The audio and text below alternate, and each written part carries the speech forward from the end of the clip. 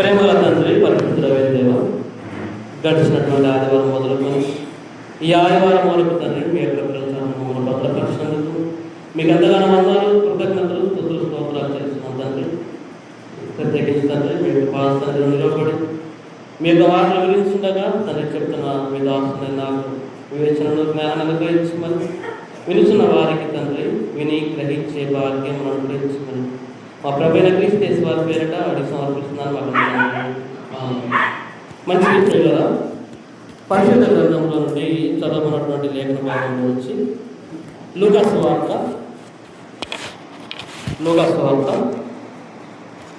5వ అధ్యాయము 1 నుంచి 11 వరకు ఇందాక మనం చదువుతున్నాం. లూకా సువార్త 5వ అధ్యాయము 1 నుంచి 11 వచనాల వరకు మనం చదువుతున్నాం. అయితే ఈ లూకా సువార్తను ఎవరు రాశారు?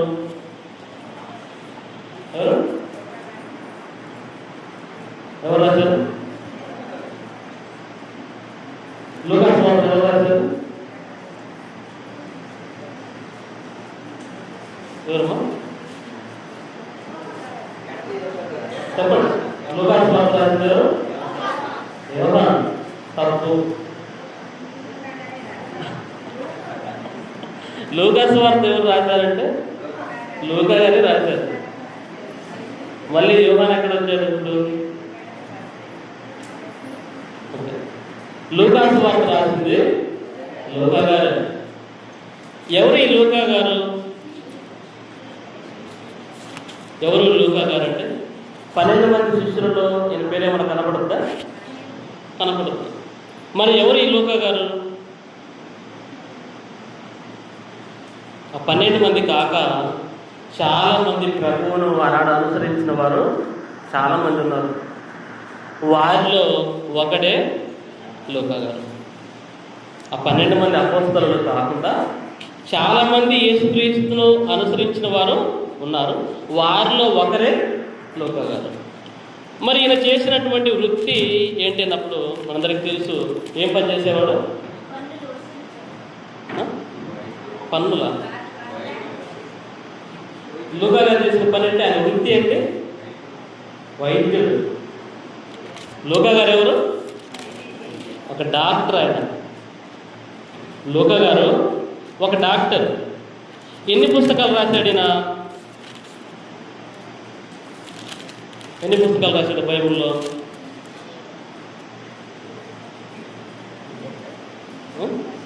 ఒకటి. ఎన్ని రాశాడు లూకా గారు? చెప్పాలి.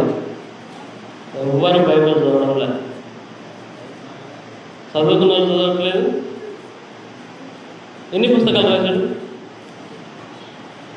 10 అంటున్నారు. 20 రూపాయలు. ఎన్ని రాశాడు? 2. ఏమేంటి అవి? లూకా సువార్త, మళ్ళీ లూకా సువార్త.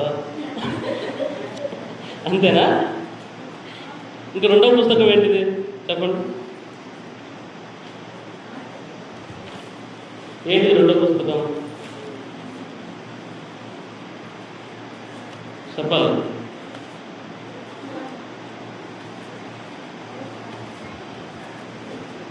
ఏంటిదమ్మా? మత్తయి సువార్త రాసిన మత్తయి పేరే ఉంది. ఆయన కాదు. ఎవరు చెప్పండి? 2వ పుస్తకం చెప్పండి.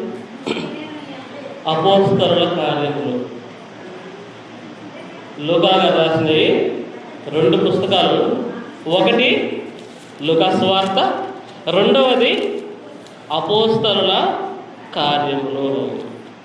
ప్రారంభంలోనే ఉంటుంది. చూడండి లూకా సువార్త 1వ అధ్యాయంలో చూడండి ఏమని ఉంటుంది. లూకా సువార్త 1వ అధ్యాయం 1వ వచనం నుంచి చూడండి.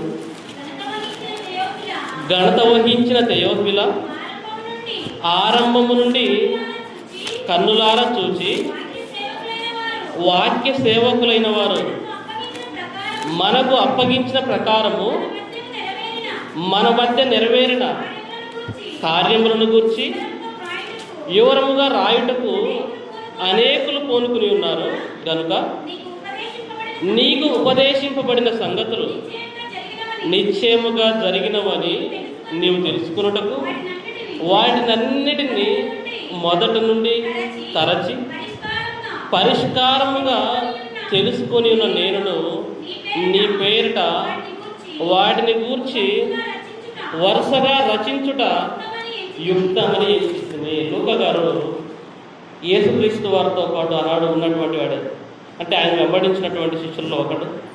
ఈయన కూడా ఆయన జీవితాన్ని బాగా పరిశీలించి తరచి ఆలోచించి ఆయన జీవిత చరిత్రనంతటిని రాశాడు. లూకా సువార్తగా రాశాడు. ఎవరికి రాస్తున్నాడు లూకా సువార్త? లూకా గారు ఎవరికి రాస్తున్నాడు? థియోఫిలా అనేటువంటి రోమా ప్రభుత్వంలో ఉన్నటువంటి అధికారికి రాస్తూ ఉన్నాడు. యేసుక్రీస్తుని గురించి వివరంగా అతనికి తెలపాలని థియోఫిలా అనేటువంటి రోమా సామ్రాజ్యంలో ఉన్నటువంటి ఒక అధికారికి ఇదిగో యేసుక్రీస్తు వారి యొక్క జననం మొదలుకొని ఆయన పునరుద్ధానం వరకు ఇదిగో ఆయన జీవిత చరిత్ర అంతా నీకు తెలియాలని ఒక పుస్తకం రాసి ఆయనకు పంపుతున్నాడు. అదే లూకా సువార్త. ఎవరికి? థియోఫిలా అనేటువంటి రోమా సామ్రాజ్యంలో ఉన్న అధికారికి క్రీస్తు వారి చరిత్రను గురించి రాసి పంపిన పుస్తకమే లూకా సువార్త. ఇక రెండవ పుస్తకము కూడా చూడండి, అపోస్తల కార్యముల గ్రంథం చూడండి. అపోస్తల కార్యముల గ్రంథము మొదటి అధ్యాయము, అపోస్తల కార్యముల గ్రంథము మొదటి అధ్యాయం మొదటి వచనం. ఓ థియోఫిలా, యేసు తాను ఏర్పరచుకొనిన అపోస్తలులకు పరిశుద్ధాత్మ ద్వారా ఆజ్ఞాపించిన తర్వాత ఆయన పరమునకు చేర్చుకొనబడిన దినం వరకు ఆయన చేయుటకును బోధించుటకును ఆరంభించిన వాటన్నిటిని గురించి నా మొదటి గ్రంథమును ఆల్రెడీ రచించి. ఏ పుస్తకం మొదటి గ్రంథం అంటే? మొదటి గ్రంథం అంటే లూకా సువార్త. ఒకటి రాశాను నీకు ఆల్రెడీ, లూకా సువార్త రాశాను.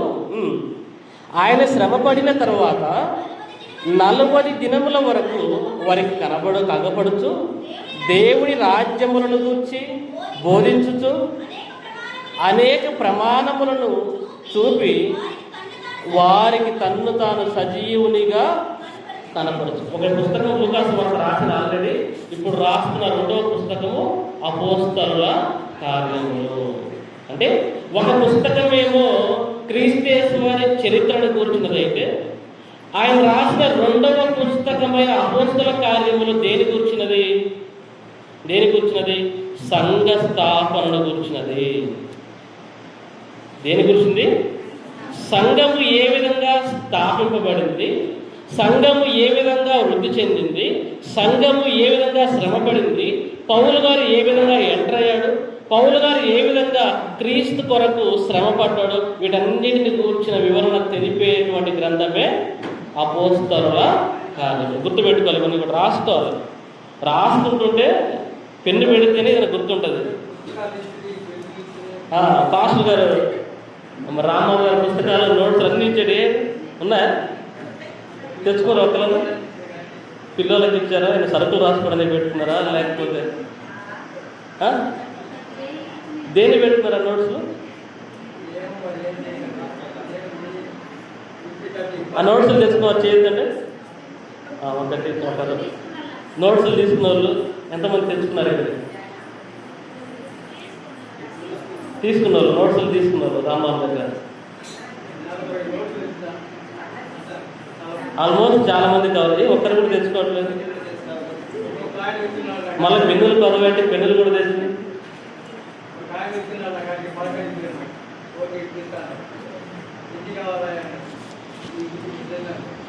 తెచ్చుకోండి. ఉన్నాయా నోట్స్? లేవా? ఇంత పిల్లలకి ఇచ్చేసారు. పెన్ను నోట్స్ పెట్టుకొని రాసుకుంటే కొద్దిగా గుర్తుంటాయి. రాసుకోవాలి లేదా? తీసుకుంటే చిన్న బైబుల్ అన్న తెచ్చుకుంటున్నారా? అది కూడా బ్యూరోలో పెట్టేశారు. సరే చూడండి, ఈ విధంగా మరి 2 పుస్తకాలు రాశాడు. ఒకటేమో క్రీస్తు చరిత్రను గురించినదైతే, రెండవది సంఘం యొక్క స్థాపన, సంఘ చరిత్ర, ఆనాటి యొక్క శిష్యుల యొక్క అపోస్తలుల యొక్క శ్రమలు, వాటిని గురించి రాయబడినదే రెండవ పుస్తకమైన అపోస్తల కార్యములు. కాబట్టి ఒక పుస్తకాన్ని మనం చదువుతున్నప్పుడు బైబిల్లో ఏం చేయాలి? దాని గురించి ఆలోచించాలి. పుస్తకం ఎవరు రాశారు, దీని చరిత్ర ఏంటి, అన్నీ కూడా పరిశీలనగా కూర్చోవాలి. బైబిల్ ముందు కూర్చొని ఆలోచిస్తూ నేర్చుకుంటూ ఉంటే వస్తూ ఉంటాయి. చూడండి, 5వ అధ్యాయంలో చదవన లేఖన భాగాన్ని మనం ధ్యానించుకుందాం. 5వ అధ్యాయము 1వ వచనం.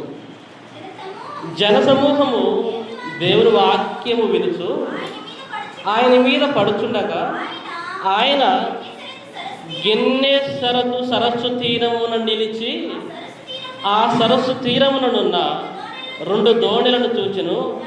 జాలరులు వాటిలో నుండి దిగి తమ వలను కడుగుతుంటారు. ఇక్కడ జనసమూహము ఏం చేస్తున్నారంట? యేసుక్రీస్తు వారి యొక్క వాక్యాన్ని వింటున్నారు. ఏదో కొద్ది మంది కాదు. అప్పట్లాగా పాంప్లెట్లు ఇవన్నీ ఏమీ లేవు. సైలెంట్గా ఇదే పాంప్లెట్లు ఏమీ కూడా లేవు. అయినప్పటికీ యేసుక్రీస్తు వారి బోధ అంటే ఎక్కడికి ఆయన వెళ్తే అక్కడికి వెళ్ళిపోతున్నారు. అరణ్యంలో బోధ చేస్తున్నా అరణ్యంలోనికి వెళ్ళిపోతున్నారు. సముద్ర తీరం అంటే సముద్ర తీరం దగ్గరికి వెళ్ళిపోతున్నారు. ఎవరి ఇంటి దగ్గర ఉన్నాడా అంటే అక్కడికి వెళ్ళిపోతున్నారు.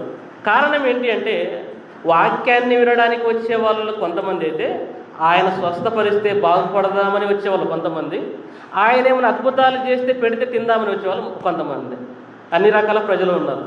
ఒకళ్ళేమో కొంతమంది వాక్యం వినేవాళ్ళు ఉన్నారు, కొంతమంది రోగాలు బాగా చేసుకోవడానికి వచ్చేవాళ్ళు ఉన్నారు, కొంతమంది ఏమైనా అద్భుతాల ద్వారా ఏమైనా ఆహారం పెడితే తిందామని వచ్చేవాళ్ళు కూడా ఉన్నారు.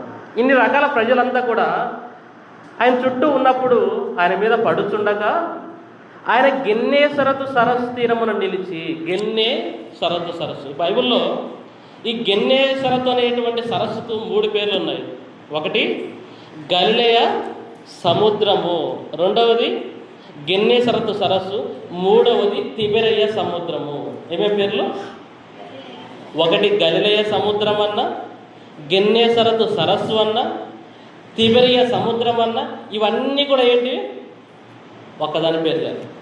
ఇవన్నీ కూడా 3 పేర్లు కలిపి ఒక్కటే. ఇది సముద్రం కాదు, ఇది ఒక సరస్సు. ఇది సుమారుగా ఎంత ఉంటుందంటే మన కంబం చెరువు అంత ఉంటుంది, దానికంటే ఇంకా పెద్దది. సుమారుగా ఆనాడు ఉన్నటువంటి భౌగోళిక పరిస్థితుల ప్రకారము ఎంత పెద్దగా ఉంటుంది అంటే కంబం చెరువు అంతా దానికంటే పెద్దగానే ఉంటుంది, ఇంకా దానికంటే ఇంకా పెద్దగానే ఉంటుంది.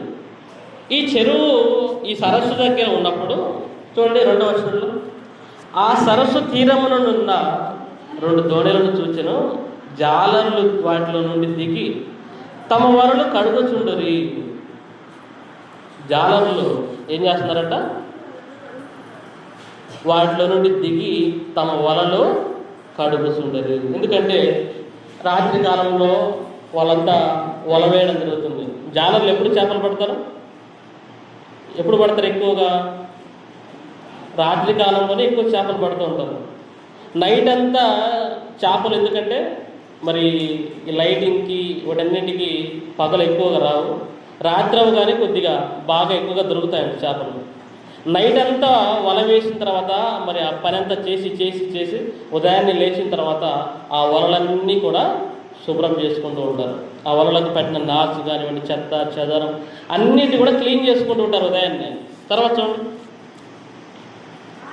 ఆయన ఆ దోణిలలో సీమోనుదైన ఒక దోణి ఎక్కి దరి నుండి కొంచెము త్రోయమని అతను నడిగి కూర్చుండి దోణిలో నుండి జనసమూహములకు బోధించుచుండెను. సీమోనుదైన, ఎవరు సీమోన్ అంటే? సీమోన్ అంటే ఎవరు? ఎవరమ్మా సీమోన్ అంటే? లాజరు. ఎవరు సీమోన్ అంటే?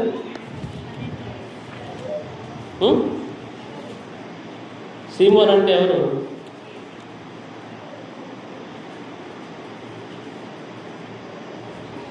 ఎవరమ్మా సీమోన్ అంటే? అది 12 మంది శిష్యులలో ఒకటే. ఎవరు ఆయన? ఎవరు? ఆంధ్ర.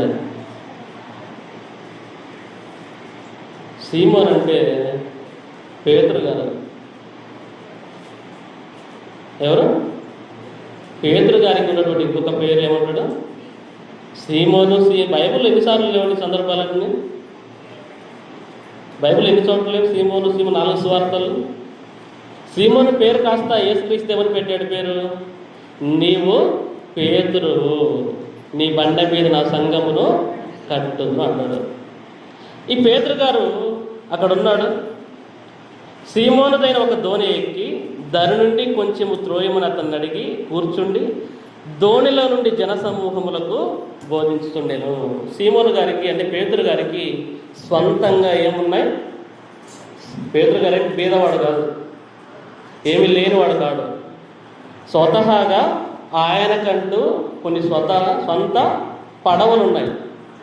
ఆయనకు చెందినటువంటి ఒక పడవను దగ్గరికి చేర్చమని చెప్పి ఆ పడవ మీద కూర్చొని వాక్యాన్ని బోధిస్తూ ఉన్నాడు యేసుక్రీస్తు వారు. కూర్చొని బోధించడం తప్పేం కాదు, కూర్చొని బోధించడం తప్పేం కాదు. వాక్యాన్ని బోధిస్తున్నాడు, జనసమూహం అంతా వింటున్నాడు. తర్వాత చూస్తే 4వ వచనంలో ఆయన బోధించుట చాలించిన తర్వాత నీవు దోణిని లోతులకు నడిపించి చేపలు పట్టుటకు మీ వలలు వేయుడని సీమోనుతో చెప్పగా. మరి ఇక్కడ చదవనటువంటి లేఖన భాగాన్ని మనం పరిశీలిస్తే సీమోను గారి యొక్క అంటే పేతురు గారి యొక్క వృత్తి ఏం పని చేసుకుని బతికేటువంటి వాళ్ళు చేపలు పట్టుకునేటువంటి వాళ్ళు ఇజ్రాయేలీలు, యోధులు అయినప్పటికీ కూడా వారు చేసుకుంటున్నటువంటి పని ఏంటి? ఇదిగో చేపలు పట్టేటువంటి వృత్తి. ఎందుకంటే వారి దగ్గరే సరస్సులు ఉన్నాయి, సముద్రాలు ఉన్నాయి. కాబట్టి వారి జీవితంలో ఆ వృత్తిలో బ్రతుకుతూ దాన్నే జీవనోపాధిగా ఎంచుకొని ముందు కొనసాగిపోతున్నారు. ఆయన వాక్యం చెప్పడం ముగించిన తర్వాత ఏమని చెప్తున్నాడు? నీవు దోణిని లోతులోకి నడిపించి చేపలు పట్టుటకు మీ వలలు వేయుడని పేతురు గారికి చెప్తున్నాడు యేసుక్రీస్తు వారు. మీ పడవలు అయితే ఉన్నాయో వాటిని కొద్దిగా లోతుకు తీసుకుని పోయి చేపలు పట్టండి. అప్పుడు పేతురు గారు అంటున్నటువంటి సమాధానం చూడండి. సీమోను, ఏలినవాడా, రాత్రి అంతయు మేము ప్రయాసపడితిమి కానీ మాకేమీ దొరకలేదు. అయినను నీ మాట చొప్పున వలలు వేతుమని ఆయనతో చెప్పాను. రాత్రంతా కూడా ఏం చేశారంట? రాత్రంతా ప్రయాసపడ్డాము కానీ మాకు ఏమీ కూడా దొరకలేదు. ప్రయాస మనం కష్టపడినంత మాత్రాన దానికి ప్రతిఫలము దొరుకుతుందని లేదు. కష్టం చేసినంత మాత్రాన దానికి తగిన ప్రతిఫలము దొరుకుతుందన్న గ్యారెంటీ ఉందా? మనం కష్టపడిన దానికి ప్రతిఫలం రావాలి అంటే అది ఎవరి వలన సాధ్యం? అందుకే అంటాడు ప్రసంగి గారు కూడా, ఒకడు తాను కష్టపడి సంపాదించుకునేటువంటి ఆహారము తినాలి అన్నా, సుఖంగా భోజనము చేయాలి అన్నా ఎవరి సెలవు ఉండాలంట? ఎవరి సెలవు ఉండాలి? దేవుని సెలవు లేకుండా ఆహారము సంతోషంగా తినడం కూడా సాధ్యం లేదు. అన్నీ ఉన్నా కూడా తినలేరు. దగ్గర కొనే సామర్థ్యం ఉంటుంది, తినగలిగే సామర్థ్యం ఉంటుంది. అన్నీ ఉన్నప్పటికీ కూడా తినడానికి మాత్రం ఒళ్ళు సహకరించదు. తినడానికి మాత్రం స్వేచ్ఛ అనేది ఉండదు. అది ఎవరిది?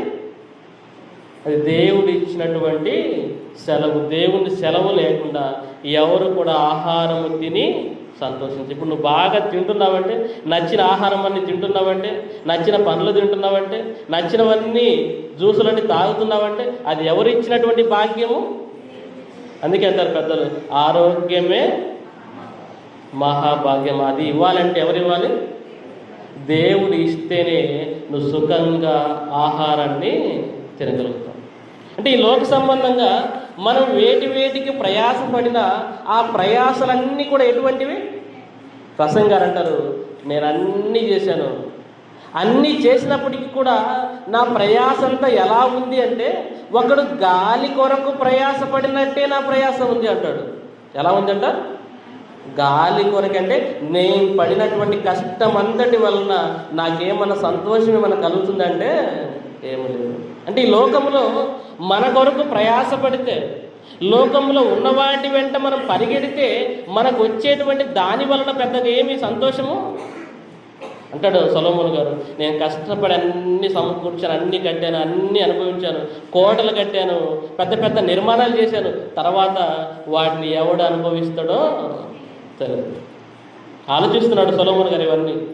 నేను ఇంత ఆస్తి ఐశ్వర్యము సంపాదించి పెట్టానే, ఇవన్నీ నా తర్వాత ఎవడు కష్టపడిందేమో నేను, అన్ని పోగేసింది నేను, నిర్మాణాలు చేపట్టింది నేను, నా తర్వాత ఎవడు దీన్ని అనుభవిస్తాడో తెలియదు. కాబట్టి అంటాడు, ఇదంతా చూస్తే ఇది వ్యర్థంగా కష్టపడినట్టు నాకు అనిపిస్తుంది అంటాడు. కాబట్టి పేతురు గారు కూడా మరి భౌతికంగా తమ జీవనోపాధి కొరకు కష్టపడుతున్నాడు, కానీ కష్టపడిన దానికి తగిన ప్రతిఫలము రావడం లేదు. రాత్రంతా కష్టపడినప్పటికీ కూడా ఏ ఉపయోగం లేకుండా నీరసించిపోయి బలహీనపడిపోయి ఉన్నారు. అప్పుడు ప్రభు అంటున్నాడు చూడండి, అయినను సీమోను పేతురు గారు అంటున్నారు, అయినను నీ మాట చొప్పున వలలు వేతుమని ఆయనతో చెప్పాను. వారు అలాగ చేసి విస్తారమైన చేపలు పట్టిరి, అందుచేత వారి వలలు పిగిలిపోవచ్చుండగా వారు వేరొక దోణిలో ఉన్న తమ పాలివారు వచ్చి తమకు సహాయం చేయవలనని వారికి సంజ్ఞలు చేసిరి. వారు వచ్చి 2 దోణిలు మునుగునట్లు నింపిరి. ముందేమో పేతురు గారి పరిస్థితి ఎలా ఉంది? ఏమీ దొరకలేదు.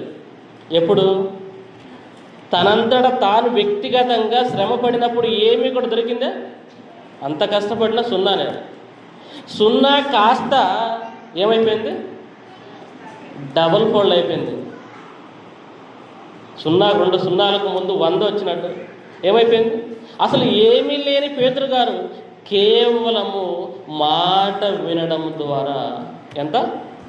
1 కాదు, వారు వెళ్ళిన పడవంతా నింపి మళ్ళీ ఇంకొక పడవ కూడా వచ్చి అది కూడా నిండేంత చేపలు రాసి పట్టడానికి కారణం ఏంటంటే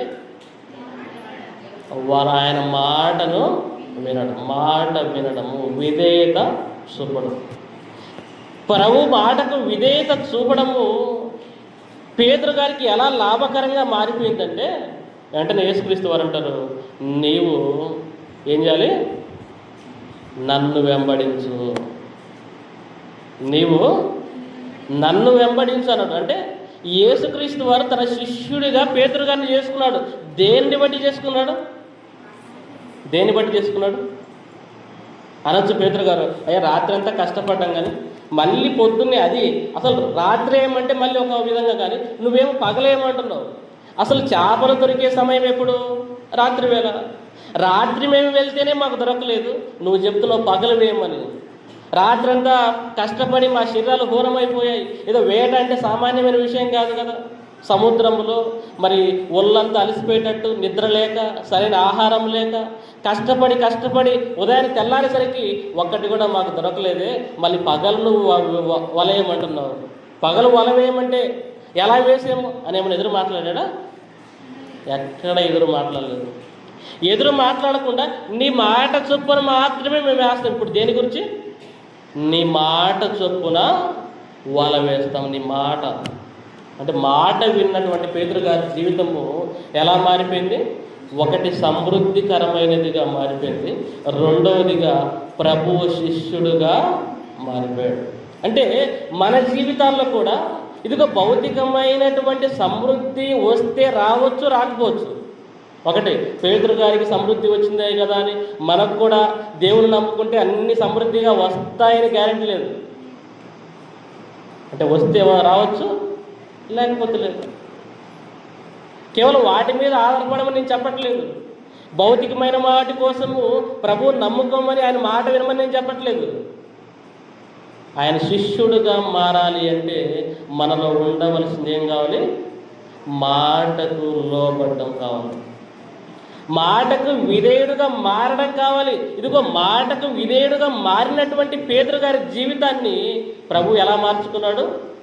తన శిష్యుడిగా చేసుకున్నాడు. ఇక నుంచి నీవు చేపలు పట్టేటువంటి వాడు కాదు. చూడండి ఏమంటాడు, 10వ వచనం. అలాగున సీమోనుతో కూడా పాలివారైన జెబెదయి కుమారులకు యాకోబును యోహానును విస్మయముందిరి. అందుకు యేసు, భయపడకము, ఇప్పటి నుండి నీవు మనుష్యులను పట్టువాడవై ఉందువని సీమోనుతో చెప్పెను. ఇప్పటి నుంచి ఎవరిను ఏదో చేపలు పట్టుకునేవాడివి కాదు. లోక దృష్టిలో ఇప్పటి వరకు నువ్వు చేపలు పట్టుకునేవాడివే, ఇప్పటి వరకు నీ వృత్తి అదే. కానీ ఇక నుంచి నువ్వెవరివి? మనుష్యులను నా కొరకు పట్టేవాడుగా నిన్ను మార్చివేస్తున్నాను. ఎలా మారిపోయింది జీవితం? ఒకప్పుడు పేతురు గారు ప్రధానమైన పాపి, యేసుక్రీస్తు వారు అద్భుతం చేసిన తర్వాత ఏమన్నాడు పేతురు గారు? ప్రభువా, నన్ను విడిచిపోము, నేను పాపాత్ముడనని ఏమని చెప్పాడు? ప్రభువా, నన్ను విడిచిపోము, నేను పాపాత్ముడని చెప్పాడు పేతురు గారు. తర్వాత ఆయన జీవితం ఎలా మారిపోయింది? నువ్వు ఎలాంటి వాడవని నీ స్థితి దేవుడు చూసేవాడు కాడు. నీ స్థితిని లోకం చూడొచ్చు, నువ్వు అలాంటి వాడవని ఇలాంటి వాడవని సమాజం నిన్ను తక్కువగా చూడొచ్చు. కానీ నువ్వు దేవుని మాటకు లోబడ్డం ప్రారంభిస్తే, దేవునికి విధేయుడిగా ఉండడం ప్రారంభిస్తే నీ జీవితాన్ని దేవుడు ఎలా మార్చుతాడు? ఇదిగో తనకు శిష్యుడుగా మార్చుకుంటాడు దేవుడు. మార్చుకోలేదా?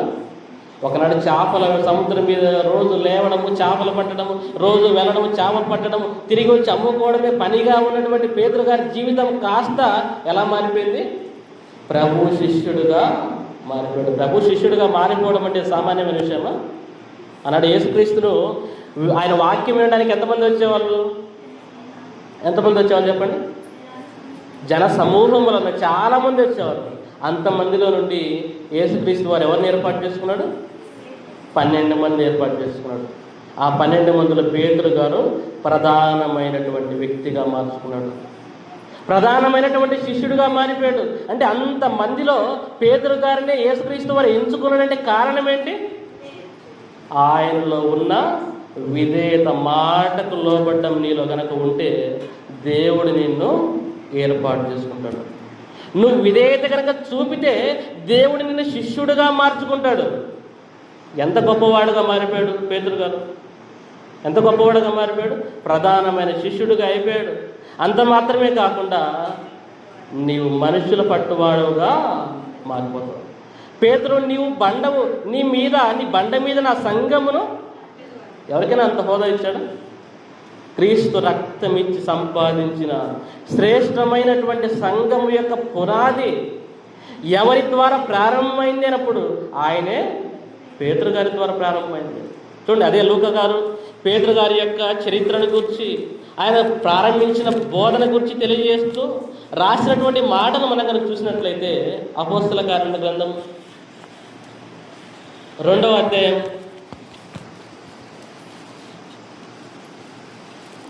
అపోస్తల కార్యాల గ్రంథం 2వ అధ్యాయం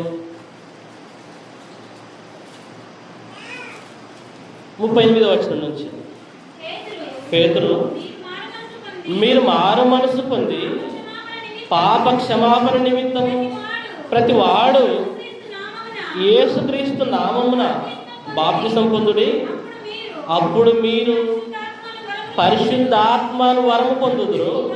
ఈ వాగ్దానము మీకును మీ పిల్లలకును దూరస్తులందరికీ, అనగా ప్రభువైన చదువు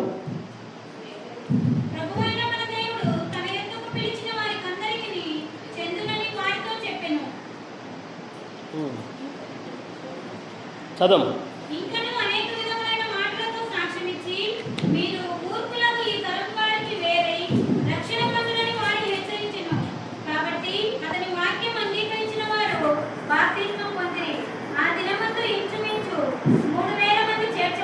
అతని వాక్యము అంగీకరించిన వారు బాప్తిసం పొందిరి. ఆ దినమందు ఇంచుమించు 3,000 మంది. ఎంతమంది అంట? ఎవరు వాక్యం చెప్పారు? పేతురు గారు వాక్యం చెప్తే, ఒక చేపలు పట్టుకునేటువంటి వ్యక్తి వాక్యం చెప్తే ఆయన శిష్యుడిగా మారిపోయి, ఆ శిష్యుడు ప్రధాన శిష్యుడిగా అయి, ఆ ప్రధాన శిష్యుడు వాక్యం చెప్తే ఎంతమంది మారిపోయారు? 3,000 మంది మారిపోయారు. ఇంకా పేతురు గారు ఎటువంటి వాడు? అల్ప విశ్వాసంలో ఉన్నవాడు. అల్ప విశ్వాసిగా ఉన్న ఆయన బలవంతుడిగా మారిపోయాడు. తిరిగి వాక్యం చెప్తే ఎంతమంది? ప్రారంభ సంఘము 3000 మందితో ప్రారంభమైంది.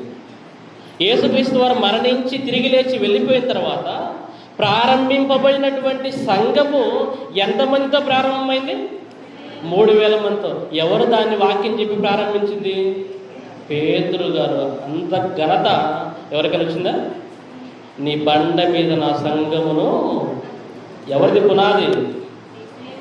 ఎవరికి పునాది? పేతురు గారి వాక్య సందేశము ద్వారా 3000 మంది ఒక్కసారిగా సంఘముగా మారిపోయారు, బాప్తిస్మాన్ని పొందారు. అందుకే అంటాడు, నిన్ను మనుష్యులను పట్టు జాలరిగా పట్టాడా లేదా? పట్టాడు. ఎందుకు ఇంత ఘనమైనటువంటి వ్యక్తిగా మారిపోయాడు? ఒకటే, మాట వినాలి. నువ్వు శిష్యుడిగా మారాలంటే, ఆ శిష్యులలో ప్రధానమైనటువంటి వాడుగా మారాలంటే, నువ్వు సంఘంలో ఇదిగో ఘనత పొందేవాడుగా మారాలి అంటే నువ్వేం చేయాలి? దేవుని మాటకు లోపడాలి. లోపడడం అంటే ఇప్పుడు వరకు ఒక వాక్యం ఒక్కటనే చెప్పారా? ప్రశ్నకి సమాధానం. లూకా సువార్త ఎవరు రాజారని చెప్పారా? ఎన్ని పుస్తకాలు రాజని చెప్పారా? ఇంకెక్కడ లోపడుతున్నారు చెప్పండి? యెహోవా ధర్మశాస్త్రమునందు ఆనందించుచు దివారాత్రము దానిని ధ్యానించేవాడు ధన్యుడని నాకు నోటెడ్ బాగా. మరి నోటెడ్ అన్నప్పుడు చదువుతున్నారు కొంతమంది. మరి చదివితే ఏది చెప్తున్నారు చెప్పండి? చదువు రానాలు పక్కన పెడతారు. మరి చదువు వస్తుంది, రోజు సంఘానికి వస్తున్నారు, పాటలు బాగా పాడుతున్నారు. ఎక్కడ కొద్దిగా చిన్నపాటి ప్రశ్నలకు కూడా సమాధానం చెప్పట్లేదంటే మనం దేవునికి లోబడే స్థితిలో ఉన్నామా, దేవుణ్ణి ధిక్కరించే స్థితిలో ఉన్నామా? ఆలోచించండి. ఏ స్థితిలో ఉన్నాం? అసలు చిన్న బేసిక్కే చెప్పలేనప్పుడు దేవుళ్ళలోను ఆత్మీయ స్థితిలోను ఎలా నువ్వు ముందు కొనసాగుతావు? ఎలా నువ్వు శిష్యుడిగా మారుతావు? ఎలా ప్రధానమైన వ్యక్తిగా మారిపోతావు? ఎలా నువ్వు మనుషులను పట్టే జాలరిగా మారుతావా? బేసిక్స్ తెలుసుకోవాలి. వాక్యాన్ని చదువు. లోబడ్డం అంటే ఏంటి? ఆయన వాక్యాన్ని లోబడ్డం అంటే చాలా ఉన్నాయి విషయాలు. అసలు వాటిలో ప్రధానమైనదే బేసిక్కే వాక్యాన్ని చదవడం. ప్రతిరోజు వాక్యాన్ని చదువుతూ ఉంటే నువ్వు దేవుడికి లోబడుతున్నట్టు. చదవట్లేదు అంటే దేవుణ్ణి ధిక్కరిస్తూ ఉంటాడు. చూడండి, యోనా గ్రంథము 3వ అధ్యాయము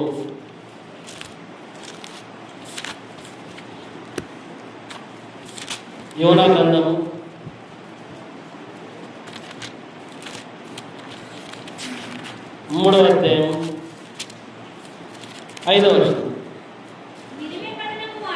నినివే పట్టణపు వారు దేవుని యందు విశ్వాసం ఉంచి ఉపవాస దినము చాటించి గనులేమి అల్పులేమి అందరూ గోనె పట్ట కట్టుకునేది. ఆ సంగతి నినివే రాజులకు వినబడినప్పుడు అతడును తన సింహాసనం మీద నుండి దిగి తన రాజవస్త్రములు తీసివేసి గోనె పట్ట కట్టుకొని బూడిదలో కూర్చుండెను. మరియు రాజైన తానును ఆయన మంత్రులకు ఆజ్ఞేయగా ఒకవేళ దేవుడు మనసు తిప్పుకొని పశ్చాత్తాప్తుడై మనము లయము కాకుండా తన కోప ఆజ్ఞ చల్లార్చుకును కనుక మనుషులు ఏది పుచ్చుకొనకూడదు, పశువులు కానీ ఎద్దులు కానీ గొర్రెలు కానీ మేత మేయకూడదు, నీళ్లు త్రాగకూడదు. ఇక్కడ మాట విన్నవారు ఎవరు కనపడుతున్నారు? నినివే పట్టణస్థులందరూ కూడా ఏం చేశారు? దేవుని మాటకు లోబడ్డారా లేదా? ఆయన మాటకు విధేయత చూపారా లేదా? ఎక్కడి నుంచో యోనా అనే వ్యక్తి వీళ్ళకైనా పరిచయమా? యోనా అంటే ఎవరు తెలుసా? యోనా అంటే వీళ్ళకి తెలుసు, నినివే పట్టణస్థులకు తెలుసా? తెలియదు. ఎక్కడి నుంచో ఒక వ్యక్తి వచ్చాడు. ఆ వ్యక్తి ప్రకటన చేస్తున్నాడు ఏమని? ఇదిగో మీ దేశము నాశనము కాబోతుంది, మీ మీదికి ఉగ్రత రాబోతుంది అని ఊరంతా తిరుగుతూ ప్రకటన చేశాడు. సువార్త ప్రకటన చేశాడు. సువార్త ప్రకటన చేస్తే అసలు నువ్వెవరివయ్యా? నువ్వు అసలు ఏ ఊరి వాడివి? ఎవరిని కూర్చి చెప్తున్నావు? ఇవన్నీ ఏమని అడిగారా? అయినా మా మీదికి ఈ శాపం వస్తుందని చెప్తున్నావు, ఉగ్రత వస్తుందని చెప్తే ఎవరైనా ఊరుకుంటారు చెప్పండి? ఎవరైనా ఆశీర్వాదాలు వస్తాయని చెప్తే ఊరుకుంటారు, కానీ ఉగ్రత వస్తుందని చెప్తే ఊరుకుంటారా? ఎవరు ఊరుకోరు. మీ మీదకి ఉగ్రత వస్తుందంటే ఎవరైనా చెప్తే ఊరుకుంటారా? అసలు ఆ వ్యక్తి ఎవరో తెలియదు, ఎక్కడి వాడో తెలియదు, వచ్చి ఇదిగో మీ మీదకి ఉగ్రత రాబోతుంది అని చెప్పగానే వెంటనే విశ్వాసం ఉంచి ఉపవాస దినం చాటించి రాజు దగ్గర నుంచి మొదలుకొని సామాన్యుల వరకు వారికి ఉన్న పశువులన్నిటితో సహా దేవుని మాటకు లోబడితే ఏమైపోయింది? ఆ దేశము నాశనము కావలసిన పట్టణము కాస్త ఇదిగో నాశనాన్ని తప్పించుకుంది. ఇదిగో పూర్తిగా దేవుడు ఒక సొదొమ గొమొరలను ఏ విధంగా చేశాడో అగ్ని గంధకాలను కురిపించి ఇదిగో ఈ పట్టణాన్ని కూడా నాశనం చేయాలని దేవుడు డిసైడ్ అయిపోయాడు. అప్పటికే దేవుడు డిసైడ్ అయిపోయాడు. వచ్చిన వాక్యం చెప్పిన ప్రవక్త కూడా బయటికి వెళ్ళి చూస్తున్నాడంట, ఆ పట్టణానికి ఏమైందో చూద్దామని. యోనా గారు, నిజంగా దేవుడు చెప్తే జరిగిపోతుంది, వీళ్ళు ఎలాగ మారరు. ఆ చెప్పిన ప్రవక్త కూడా డిసైడ్ అయిపోయాడు, యోనా గారు వీళ్ళు ఎలాగో మారరు, ఇది ఖచ్చితంగా నాశనం అయిపోద్ది, ఎలా అయిపోద్దో చూద్దామని బయట నుంచి చూస్తున్నాడు ఆయన. తీరా చూస్తే ఆ మాటలు, దేవుని మాటలు వారి హృదయాల్లో నొచ్చుకున్నాయి. దేవుని మాటలు వారి హృదయాల్లోనికి నొచ్చుకొని వెళ్ళి ఇదిగో మేము వెంటనే మారిపోవాలి. ఇదిగో రాజు దగ్గర నుంచి మొదలుకొని మొత్తము వారికి ఉన్నటువంటి రాజవస్త్రాలు తీసివేశారు. మంత్రులు తమ వస్త్రాలు తీసివేసి గోనె పట్ట కట్టుకొని తమ్మును తాము తగ్గించుకొని బూడిదలో కూర్చుండి ఉపవాస దినము ప్రకటించి మేమంతా కూడా మా పాపములు ఒప్పుకుంటున్నాము, మా దుర్మార్గతను విడిచిపెడుతున్నాము, దేవుని మాటకు లోబడుతున్నామని వెంటనే ఒప్పుకోగానే దేవుడు ఏం చేశాడు?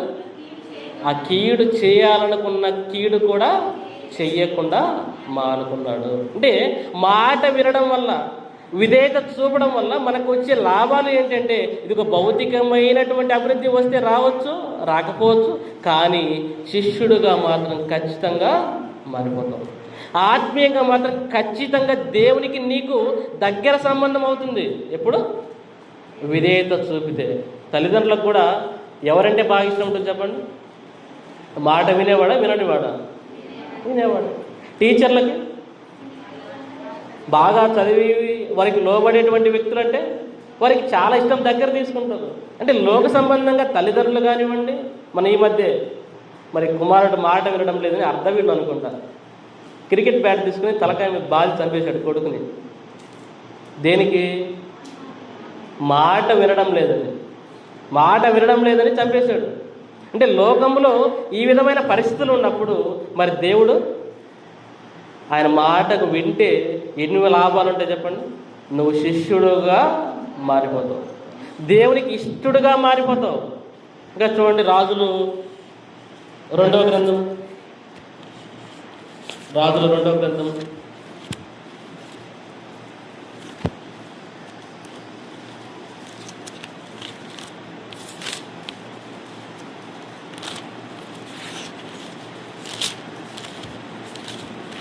5వ అధ్యాయం 10వ వచనం. రాజులు 2వ గ్రంథము 5వ అధ్యాయం 10వ వచనం. ఎలీషా, నీవు యోర్దాను నదికి పోయి 7 మార్లు స్నానము చేయము, నీ ఒళ్ళు నీవు శుద్ధుడు ఒకదని అతనితో చెప్పుటకు ఒక దూతను పంపెను.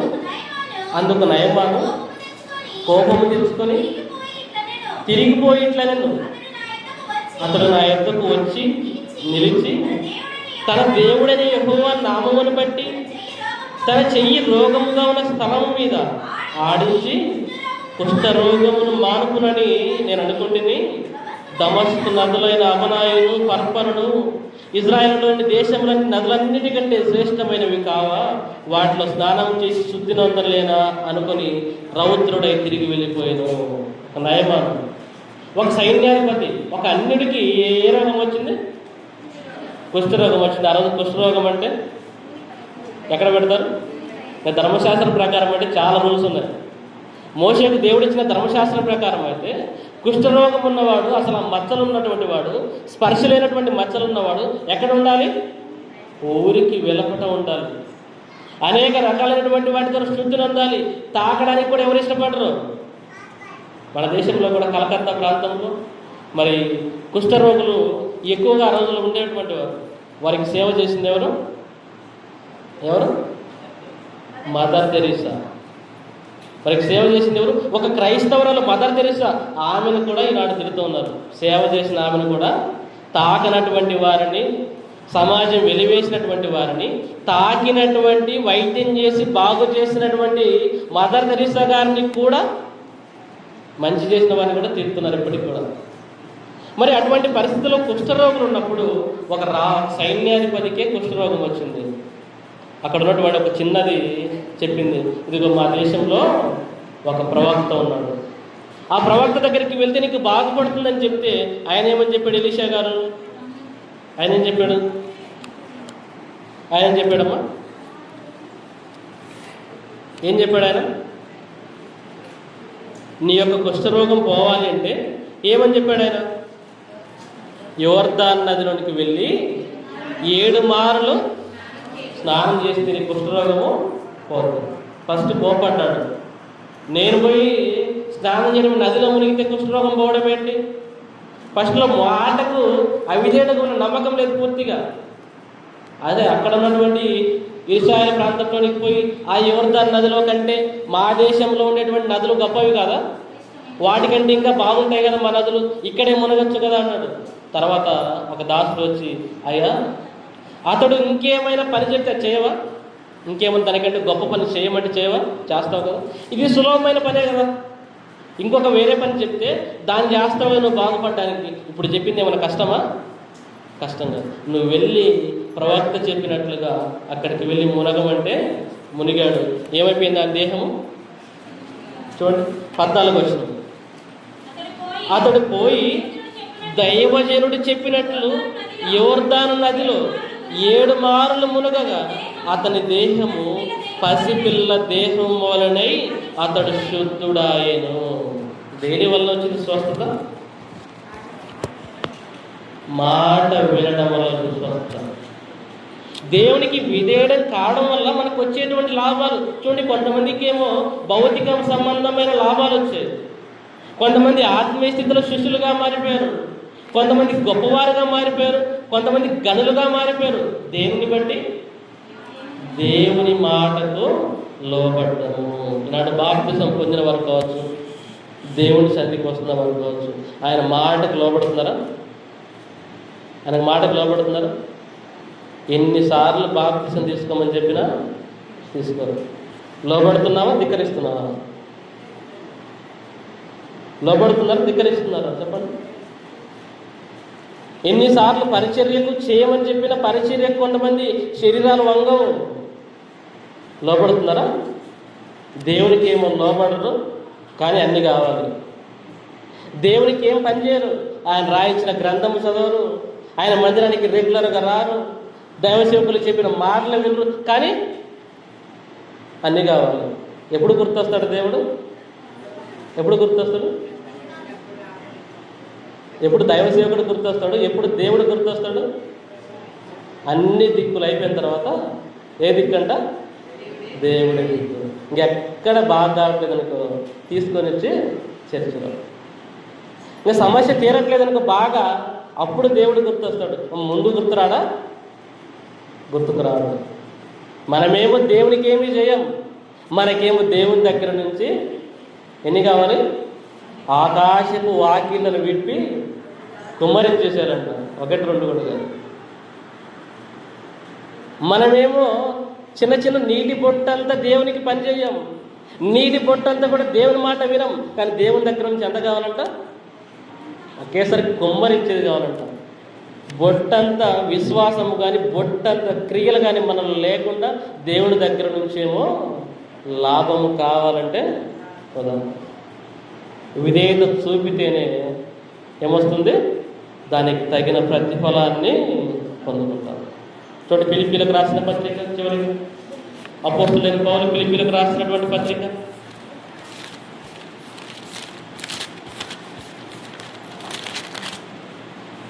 2వ అధ్యాయం 6వ వచనం నుంచి, ఆయన ఎవరైనా ఎవరు? యేసుక్రీస్తు. యేసుక్రీస్తు దేవుని స్వరూపము కలిగిన వాడై ఉండి దేవునితో సమానముగా ఉండుట విడిచిపెట్టకూడని భాగ్యమని ఎంచుకోలేదు. కానీ పరలోకంలో యేసుక్రీస్తు వారి పరిస్థితి అంటే ఆయన దేవునితో సమానం. కలిగి ఉన్న సృష్టి అంతటిని కలిగించినటువంటి వాడు, కలిగి ఉన్నటువంటి సృష్టి అంతటిని నడిపిస్తున్నటువంటి వాడు, వాక్యమై ఉన్నటువంటి దేవుడు. సకలమైన దేవదూతలు అన్నీ కూడా ఆయనకు సాగిలపడి నమస్కారం చేస్తాయి. దేవునితో సమానంగా ఉన్నటువంటి యేసుక్రీస్తు వారి పరలోకంలో ఆయన పరలోకాన్ని విడిచిపెట్టి 7వ వచనం, మనుష్యుల పోలికగా పుట్టి దాసుని స్వరూపమును ధరించుకొని తన్ను తానే రిక్తునిగా, ఎలా దేవుని పట్ల, తండ్రి పట్ల కుమారుడుగా క్రీస్తు వారు చూపించిన విధేయత, ఆయన మాటకు లోబడ్డం. ఎంతగా లోబడ్డాడు? ఇదిగో పరలోకంలో నా కుమారుడా, నువ్వు భూమి మీదకు పోవాలి అంటే నేను పోను అన్నాడా? దేవుని మాటను ధిక్కరించాడు ప్రభు అయిన యేసుక్రీస్తు వారు. నేను ఇక్కడ సమానంగా అధికారాన్ని చెలాయిస్తూ ఈ ప్రపంచాన్ని మేనేజ్ చేస్తూ ఇక్కడే కూర్చుంటా నేను అన్నాడా? దేవుడు ఆజ్ఞ ఇవ్వగానే, దేవుడు మాట చెప్పగానే ఆ మాటకు లోబడి పరలోకాన్ని విడిచిపెట్టాడు. విడిచిపెట్టలేదా? పరలోకాన్ని విడిచిపెట్టాడు, పరలోక వైభవాన్ని విడిచిపెట్టాడు, పరలోకపు అధికారాన్ని విడిచిపెట్టాడు. విడిచిపెట్టి భూమి మీదకి ఎలా వచ్చాడు? మనుషుల పోలికగా పుట్టి ఈ భూమి మీద కూడా రావడంలో ఏదో గొప్ప గొప్ప శక్తి కలిగిన వాడుగా రాలేదు, గొప్ప గొప్ప వ్యక్తులుగా రాలేదు. మనుషుల పోలికగా పుట్టి దాసుని స్వరూపమును ధరించుకొని, ఆ మనుషుల పోలికలో కూడా ఏ రూపమంట? దాసుని స్వరూపం. దాసుడు అంటే ఎవరు?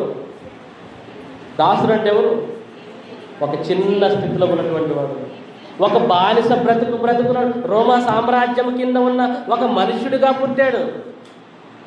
దాసుని స్వరూపము ధరించుకొని తన్ను తానే రిక్తునిగా. రిక్తుడు అంటే ఏంటి? తెలుగులో ఉంటుంది రిక్త హస్తాలు అంటే అర్థం ఏంటి? ఏమీ లేనివాడుగా. యేసుక్రీస్తు వారు ఏ విధంగా ఈ భూమి మీదకి వచ్చాడు?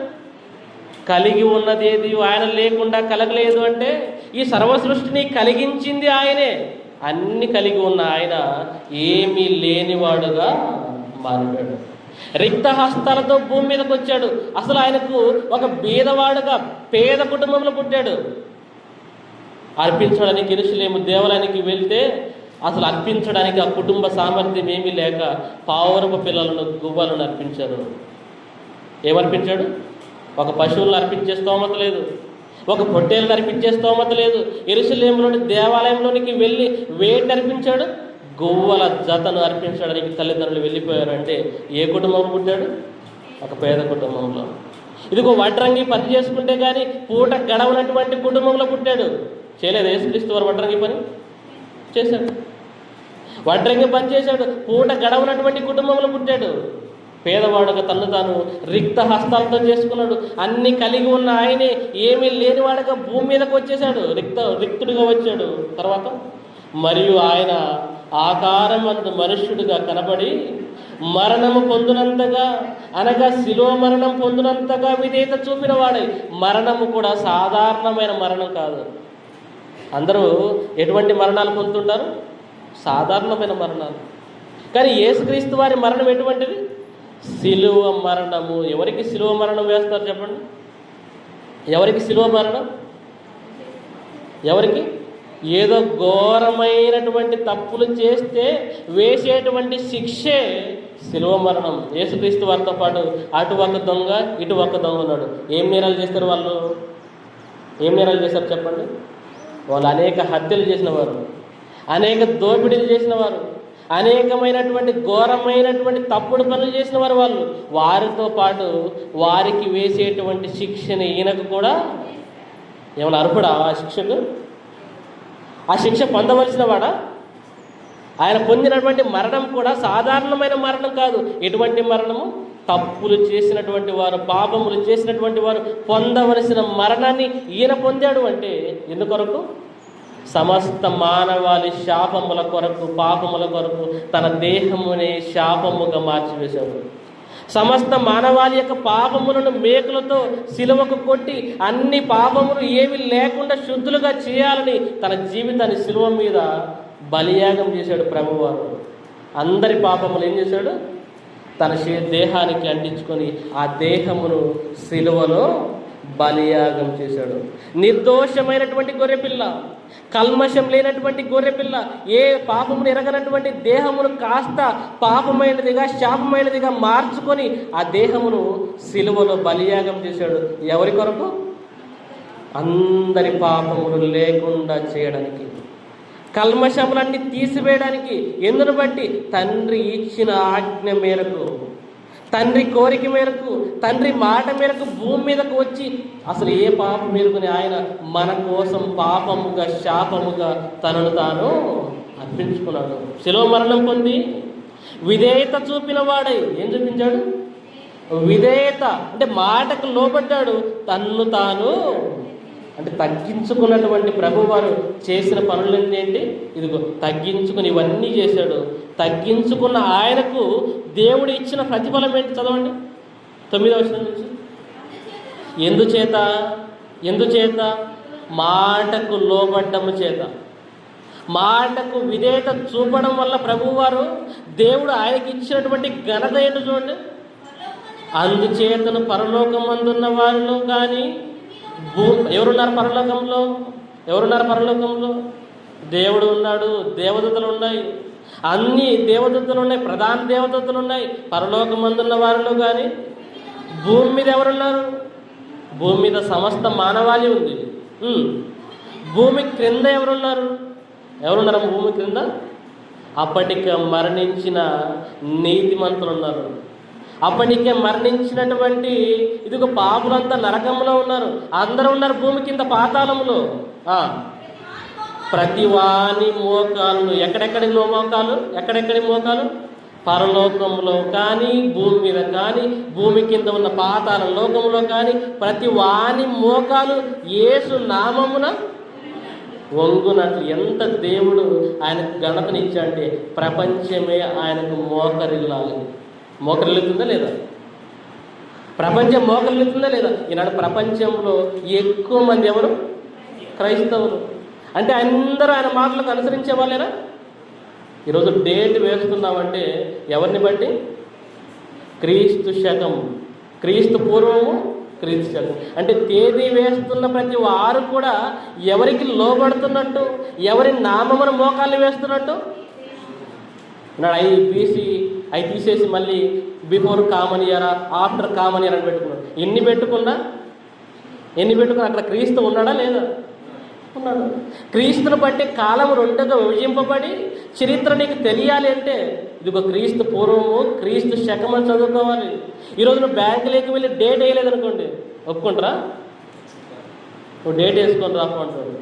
అంటే డేట్ వేస్తున్న వారందరూ తెలుసుకోవాల్సిన వాస్తవం ఏంటి? ఇదిగో క్రీస్తు పుట్టి 2026 సంవత్సరాలు అయిందంటే నువ్వేం చేస్తున్నావు అర్థము? క్రీస్తును ఒప్పుకుంటున్నావు, ఆయనకు లోబడుతున్నావని అర్థం.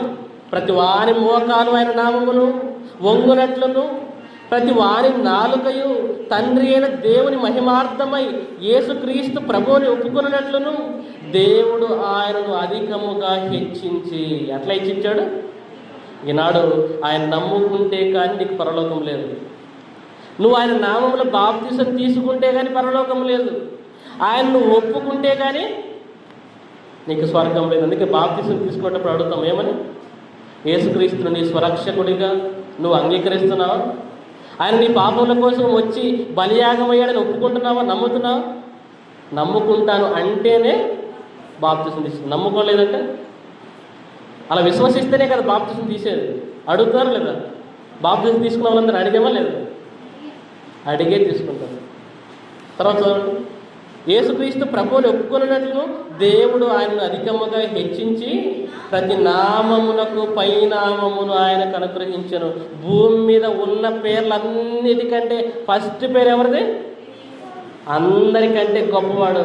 ఓటింగ్ పెట్టారు. ప్రపంచాన్ని ప్రేరేపించినటువంటి వారిలో, ప్రపంచాన్ని ఇన్ఫ్లుయెన్స్ చేయగలిగిన, ప్రభావితం చేయగలిగిన వ్యక్తుల్లో ఎవరు మొట్టమొదటి వ్యక్తి అంటే ఎవరు? యేసుక్రీస్తే. చప్పట్లు కొట్టాలి అందరూ. ప్రపంచంలో నెంబర్ 1 ఎవరంటే ఆయన యేసుక్రీస్తు. ప్రపంచంలో నెంబర్ 1. ఆయన తర్వాత ఏ పేరైనా, ఏ నామమైనా. ప్రపంచంలో ఎక్కువ గ్రంథాలు ఏమి అమ్ముడవుతున్నాయి? బైబిల్లే. ప్రపంచంలో అనేక భాషల్లోకి తర్జమా చేయబడిన గ్రంథాలేవి? బైబిల్లే. ఏమున్నాయి బైబిల్లో? క్రీస్తు చెప్పిన మాటలు ఉన్నాయి. ప్రపంచంలో గొప్ప గొప్ప శాస్త్రవేత్తలు కావచ్చు, గొప్ప గొప్ప దేశాల ప్రధానులు కావచ్చు, అధికారులు కావచ్చు, ఎవరిని నమ్ముతున్నారు ఈనాడు? ప్రభు అయిన క్రీస్తు యేసు వారిని. ఎందుకు దేవుడు అంత ఘనతను ఆయనకిచ్చాడు? అధికముగా హెచ్చించాడున్నాడు. ఏమంటున్నాడు?